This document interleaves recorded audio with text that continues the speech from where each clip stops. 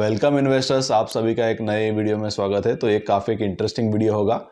ये वीडियो में हम डिटेल में एक एसएमई कंपनी के बारे में डिस्कस करेंगे जो हेल्थ केयर इंडस्ट्री से है। और ये जो कंपनी को शुरू किया था, जो दोनों फाउंडर्स है वो दोनों ही डॉक्टर्स है। और ये जो कंपनी जब शुरू हुई थी उसका एक काफ़ी इंटरेस्टिंग स्टोरी भी है। तो 2010 में जब ये बेसिकली कंपनी शुरू हुई थी, वो एज अ मेडिकल टूरिज्म ये जो कंसेप्ट है उसके ऊपर बेस्ड शुरू हुई थी। यानी ये जो दोनों फाउंडर्स है उन्होंने अफ्रीका में जाके जो अफ्रीकन पेशेंट्स है उनको उन्होंने इंडिया में लेके आए वो, एंड इंडिया में उनको प्रॉपरली ट्रीट किया। बिकॉज अफ्रीका का चैलेंज क्या था वो समय, that country didn't had the required infrastructure. और इसके अलावा जो यूएस हो गया या यूरोप में जो इंफ्रास्ट्रक्चर है या जो मेडिकल सेंटर्स है वो अफ्रीकन पेशेंट्स के लिए काफ़ी एक्सपेंसिव थे। इसीलिए ये जो कंपनी के फाउंडर्स है उन्होंने ये जो अफ्रीकन पेशेंट्स है उनको इंडिया में लाया एंड बाद में उनको ट्रीट किया। उसके बाद में आगे जाके 2016 में यदि आप देखोगे तो कंपनी ने उनका जो फर्स्ट हॉस्पिटल है वो अफ्रीका में एस्टैब्लिश किया। एंड जो वन ऑफ द फाउंडर है he has permanently move to Africa from India, because जो लोकल बिजनेस है उसको अंडरस्टैंड करना, मैनेज करना, it was not possible from India. इसके बाद में यदि आप देखो तो करंटली कंपनी के पास लगभग 200 बेड्स के हॉस्पिटल्स है and they have a clear strategy to scale up to 1000 beds by end of FY 2027 and आगे जाके may be they can scale up to 2000 और 3000 beds also till FY 30 and beyond. तो ये video में हम ये company के बारे में काफी डिटेल में डिस्कस करेंगे। एसएमई कंपनी है बट काफी इंटरेस्टिंग कंपनी है। They are scaling up their bed capacity very rapidly and most interesting part यह है कि आईपीओ के बाद में उन्होंने अब तक कोई भी फंड रेजिंग नहीं किया है। एक जो स्मॉल फंड रेज है वो बेसिकली प्रमोटर ने ही यहाँ पर वारंट्स लिए है एंड कंटिन्यूसली यहाँ पर वो उनका जो शेयर होल्डिंग है वो बढ़ाया भी है उन्होंने। इसके बारे में हम ये वीडियो में काफी डिटेल में डिस्कस करेंगे। तो उसके पहले यदि आपने अब तक वैल्यू एडिटर चैनल को सब्सक्राइब नहीं किया होगा तो जरूर सब्सक्राइब कर लीजिए। मैं ऐसे ही अलग अलग इंटरेस्टिंग कंपनीज जो स्मॉल मिड कैप की कंपनीज होती है या माइक्रो कैप की कंपनीज होती है, एसएमई कंपनीज होती है, इनके रिलेटेड जो डिटेल वीडियोस है वो हर सैटरडे को 11 o'clock को पोस्ट करता हूं। तो जरूर ये जो वीडियोस है वो आप देखते रहिए और चैनल को सब्सक्राइब नहीं किया होगा तो चैनल को सब्सक्राइब भी कर लीजिए और जरूर ये जो वीडियो है उसको लाइक भी कीजिए। तो जो कंपनी के बारे में हम ये वीडियो में डिटेल में डिस्कस करेंगे, जो एक इंटरेस्टिंग एसएमई कंपनी है जो काफी तेजी से यहाँ पर स्केल अप कर रही है। उनके जो हॉस्पिटल का इंफ्रास्ट्रक्चर वो यहाँ पर क्रिएट कर रहे हैं, अलग अलग लोकेशंस पे हॉस्पिटल यहाँ पर वो एस्टैब्लिश कर रहे हैं, बेड कैपेसिटी को एक्सपेंड कर रहे हैं। तो ये कंपनी का नाम है यूनी हेल्थ हॉस्पिटल्स। तो जैसे कि मैंने आपको पहले बताया, ये जो यूनी हेल्थ हॉस्पिटल्स कंपनी जो है या हॉस्पिटल की चेन्स है, ये जो कंपनी वो 2010 में शुरू हुई थी। दो डॉक्टर्स ने इसको एस्टैब्लिश किया था, डॉक्टर अक्षय एंड डॉक्टर अनुराग। और इनिशियली 2010 से 2015 तक उन्होंने मेडिकल टूरिज्म ये जो सेगमेंट है उस पर फोकस किया, अफ्रीकन पेशेंट्स को इंडिया में लाके ट्रीट किया। बाद में 2016 में उन्होंने उनका जो फर्स्ट यहाँ पर हॉस्पिटल है उसको शुरू किया है युगांडा में। और उसके बाद में जो अलग अलग लोकेशंस है अफ्रीकन कंट्रीज में, वहाँ पे उन्होंने स्केल अप किया and now interestingly they are coming back to India. India में उन्होंने, आप देखोगे तो उनका फर्स्ट जो हॉस्पिटल है वो यहाँ पर एस्टैब्लिश किया है या शुरू किया है नवी मुंबई में, जो 50 बेड्स का हॉस्पिटल्स है। एंड उसके बाद में नेक्स्ट 1 और 2 मंथ्स में they are planning to start their another hospital in India which is at the Nashik, जो लगभग 200 बेड्स का हॉस्पिटल है। एंड उसके बाद में देयर प्लान इज, यानी लगभग नेक्स्ट 1 और 2 ईयर्स में FY 27 के एंड तक उनका ये प्लान है कि टोटल अफ्रीका और इंडिया में उनके 1000 बेड्स के जो हॉस्पिटल्स है वो उनको ऑपरेशनलाइज करना है। ये 1000 बेड्स का यदि आप ब्रेकअप देखेंगे तो लगभग 500 to 600 जो बेड्स होंगे वो इंडिया में होंगे एंड लगभग 400 जो बेड्स होंगे वो अफ्रीका में होंगे। तो करंटली यदि आप देखो तो कंपनी के मैक्सिमम जो रेवेन्यूज है, यानी लगभग 80 to 85% के जो रेवेन्यूज है वो अफ्रीका से ही आते हैं। अफ्रीका में यदि आप देखोगे तो कंपनी के टोटल 200 बेड्स थे, बट ये जो 200 बेड्स है इसमें से 125 बेड्स जो है वो उनके युगांडा के फैसिलिटी में है और लगभग 80 जो बेड्स है वो उनके टांजानिया के फैसिलिटी में है। बट टांजानिया में क्या हुआ, उन्होंने जो फैसिलिटी है वो बेसिकली उनका जो लोकल दूसरा पार्टनर था उसको हैंडओवर किया है और उन्होंने एग्जिट किया। इसका रीजन क्या था कि टांजानिया में यदि आप देखोगे तो जो इलेक्ट्रिसिटी रिलेटेड जो चैलेंजेस है वो काफ़ी यहाँ पर इम्पैक्ट कर रहे थे उनके ऑपरेशंस के लिए। पहले लगभग दिन में 3 या 4 घंटे तक यहाँ पे उनका जो इलेक्ट्रिसिटी है वो अवेलेबल नहीं था। बट बाद में क्या होने लगा कि लगभग 16 to 18 आवर्स तक दिन में जो इलेक्ट्रिसिटी है वो यहाँ पर अवेलेबल नहीं था। इसीलिए जनरेटर से आप देखोगे तो उनको उनके जो ऑपरेशन है वो यहाँ पर रन कर रहे थे और उसी वजह से यदि आप देखो तो उनकी जो कॉस्ट है वो भी काफ़ी इंक्रीज हो गई थी। इसके अलावा जो प्रमोटर का थॉट प्रोसेस है ये था कि सपोज कोई पर्टिकुलर पेशेंट वेंटिलेटर पे है and just to save the cost they are not actually operating the patients. तो कंपनी को ये नहीं करना था because it was not right ethically. इसीलिए यदि आप देखोगे तो then they have handed over this facility to their local partners which was based out of that particular geography. और कंपनी का जो बिजनेस मॉडल है that is very clear. India के बाहर यानी अफ्रीका में वो क्या करते हैं, कोई भी पर्टिकुलर अफ्रीकन कंट्री में जहां पर भी उनको जो पर्टिकुलर फैसिलिटी ओपन करना है हेल्थ केयर रिलेटेड, उसका जो लोकल एक पार्टनर होता है उसके साथ ही यहाँ पर वो एस्टैब्लिश करते हैं। बिकॉज जो लोकल पार्टनर है उसको वो पर्टिकुलर ज्योग्राफी का काफ़ी बेटर अंडरस्टैंडिंग है, गवर्नमेंट के साथ भी उनका काफ़ी अच्छा रिलेशन है। तो इसीलिए they don't directly go and establish any hospital chain over there, they generally go with the local partner in that particular country. तो एक तो चैलेंज था नाइजीरिया में ये इलेक्ट्रिसिटी कॉस्ट का। इसके अलावा आप देखो तो जनरली जो अफ्रीकन कंट्रीज है उसमें थोड़ा और भी चैलेंज है कि जो बेसिकली जो लोकल करेंसी है वो भी काफ़ी हाईली डिप्रिशिएट होती है या काफ़ी फास्ट डिप्रिशिएट होती है। इसके वजह से क्या होता है कि basically they can not increase their cost to the patients compare to जो डिप्रिशिएशन हो रहा है। और इसी वजह से यदि आप देखोगे तो it becomes a significant challenge to operate in such a countries. इसके बाद में कंपनी का ये प्लान है कि कंपनी might enter into another geography like Kenya. Because Kenya में क्या है कि ये जो यूएमसी हॉस्पिटल्स है उसमें से जो एक पार्टनर है, एक फाउंडर है डॉक्टर अनुराग करके, he is at the board of एक बड़ा जो हॉस्पिटल चेन है उसके बोर्ड पे है वो। और उनको अपॉइंट जो किया है वो टीपीजी ने किया है। इसीलिए उनको वो पर्टिकुलर ज्योग्राफी जो है वो काफ़ी अच्छी तरीके से उनको पता है। इसके अलावा जो करेंसी रिस्क है वो भी काफ़ी कम है केनिया में। इसके अलावा जियोपॉलिटिकल रिस्क भी ज़्यादा नहीं है। तो आगे जाके company might expand into Kenya. इसके अलावा उनका तांजानिया में भी लगभग 125 टू 130 बेड्स का यहाँ पर एक प्लान है टू एक्सपांड द कैपेसिटी। तो 200 बेड्स का इनिशियली उनका अफ्रीका में कैपेसिटी था which they have scaled down and लगभग करंटली 120 बेड्स का है। Now they are again scaling up and उनका जो प्लान है लगभग 400 बेड्स तक उनको रीच करना है बाय एंड ऑफ FY27। यह उनका अफ्रीकन ज्योग्राफी का प्लान है। और अफ्रीका में यदि आप देखोगे तो जो आरपॉब हम ट्रैक करते हैं यानी एवरेज रेवेन्यू पर ऑक्यूपाइड बेड वो लगभग 27,000 टू 30,000 के आसपास है। और जनरली उनके जो एबिटा मार्जिन अफ्रीकन ऑपरेशंस के लिए है वो लगभग 32 टू 33% के हैं। तो यदि आप कंपनी का कंप्लीट यहाँ पर जर्नी देखेंगे 2010 ऑनवर्ड्स, जहाँ पे उन्होंने इनिशियली जो स्टार्ट किया था वो मेडिकल टूरिज्म से किया था। उसके बाद में उन्होंने यहाँ पर 2016 में युगांडा में उनकी फर्स्ट फैसिलिटी शुरू की एंड रिसेंटली यानी 2025 के मार्च में उन्होंने उनका जो सेकेंड फैसिलिटी था यानी उनका जो 80 बेड्स का नाइजीरिया में फैसिलिटी था वो उन्होंने उनके लोकल पार्टनर को हैंड ओवर किया। उसके बाद का यदि आप जर्नी देखेंगे then they are coming back to India and India में उनका जो फर्स्ट हॉस्पिटल है नवी मुंबई में that they have already operationalize. ये लगभग 50 बेडेड का हॉस्पिटल है। और यदि आप अफ्रीकन ऑपरेशंस और इंडियन ऑपरेशंस को कंपेयर करेंगे तो यहाँ पर बिजनेस मॉडल थोड़ा डिफरेंट है। अफ्रीका में उनका बिजनेस मॉडल ये था कि basically they will do a joint venture या टाई अप या revenue sharing model with the local यहाँ पर जो पार्टनर अफ्रीकन बेस्ड पार्टनर उनको चाहिए था। इसके अलावा उनका थोड़ा असेट हैवी मॉडल था यानी वो जो रियल एस्टेट है that they use to own in Africa. इसके कंपैरिजन में इंडिया में उनका जो मॉडल है that is a asset light model. तो they are not going to invest in the land and building, basically they are looking for the already made up building.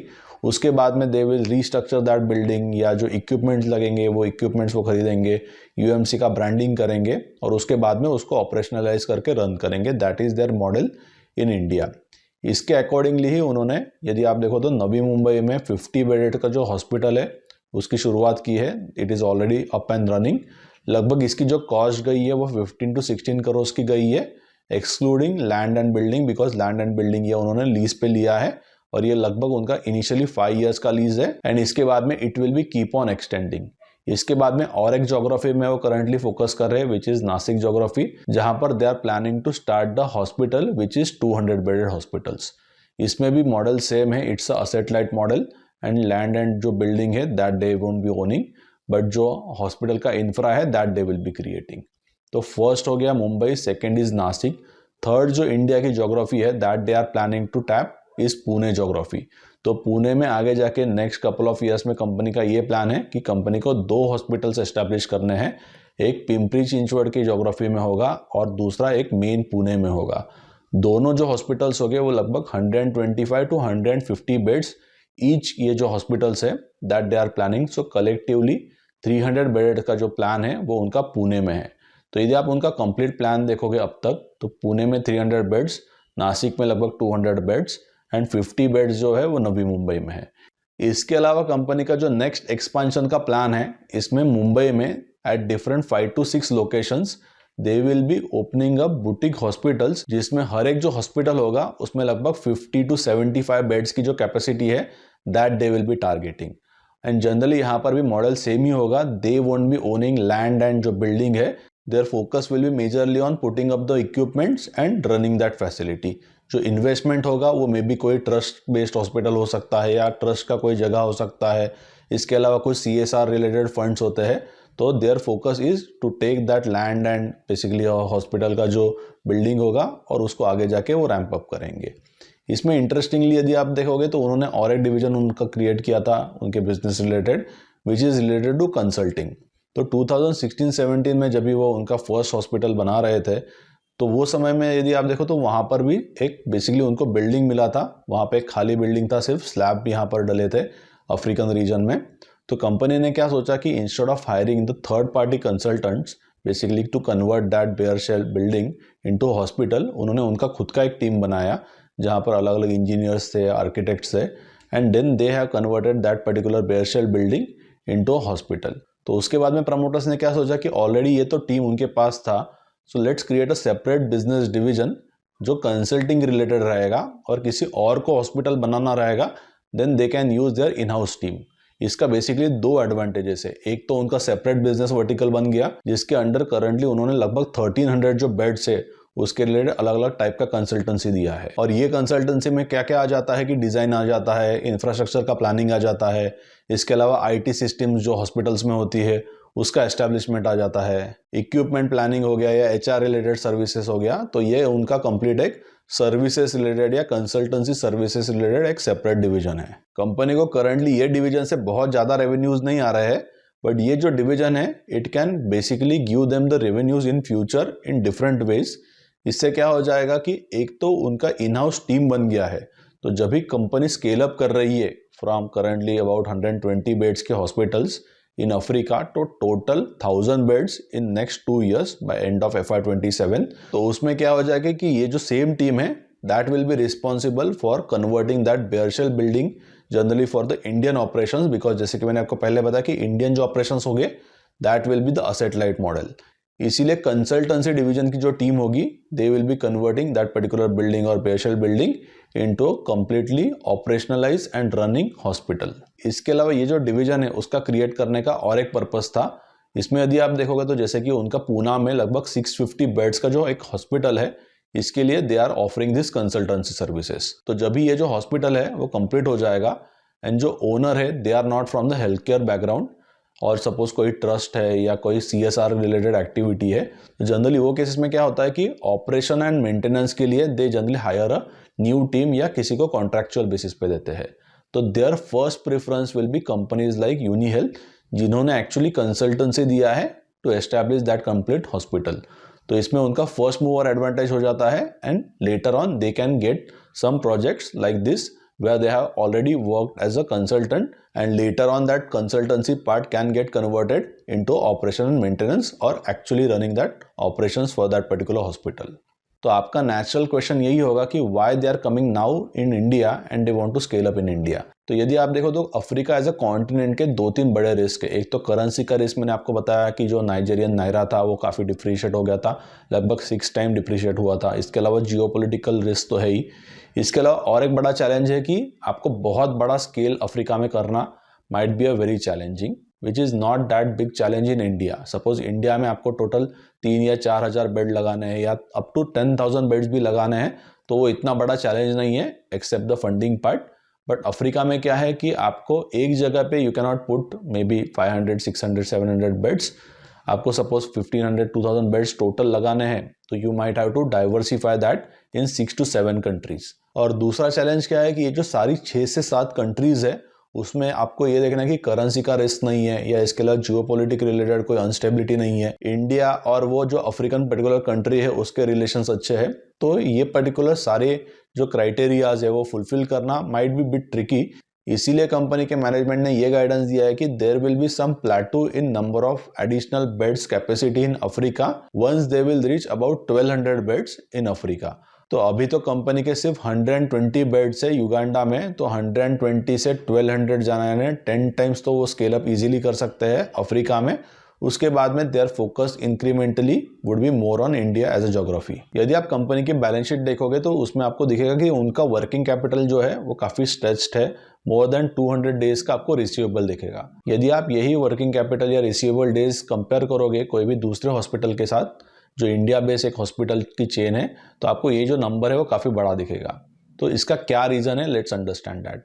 इसमें company का जो 125 beds का Uganda में जो hospital है, जो company का मैक्सिमम रेवेन्यू जहाँ से आते हैं, इसमें युगांडा बेस्ड जो अलग अलग गवर्नमेंट की स्कीम्स है या गवर्नमेंट रिलेटेड जो पेशेंट्स है, इनसे वो रेवेन्यूज आते हैं। तो बेसिकली क्या होता है कि पेशेंट डायरेक्टली यूनिहेल्थ को नहीं पे करता है।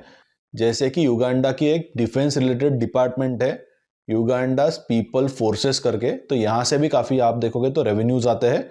सो बिकॉज ऑफ ये जो हॉस्पिटल है उसके जो रेवेन्यूज है वो गवर्नमेंट के तरफ से आ रहे हैं, तो इसीलिए जो मॉडल है that is not the cash and carry model. तो यदि आप युगांडा का फाइनेंशियल ईयर देखोगे तो वो जनरली जुलाई में शुरू होता है एंड जून में एंड होता है। तो लास्ट उनका जो क्वार्टर है उसमें बेसिकली कंपनी को एक बुलेट पेमेंट आता है which is almost 70 to 80% of the total payment for that financial year. तो जनरली ये मई मंथ में आता है उनको, यानी सपोज 10 करोड़ का उनका टोटल बिलिंग होगा तो 10 करोड़ में से लगभग 7 करोड़ उनको मई मंथ में आएगा एंड रिमेनिंग जो 3 to 4 करोड़ से आउट ऑफ टोटल 10 करोड़ वो कंटिन्यूसली आते रहेगा साल भर। तो इसी वजह से यदि आप देखोगे तो उनके जो रिसीवेबल्स है वो थोड़े यहाँ पर एलिवेटेड दिखते हैं।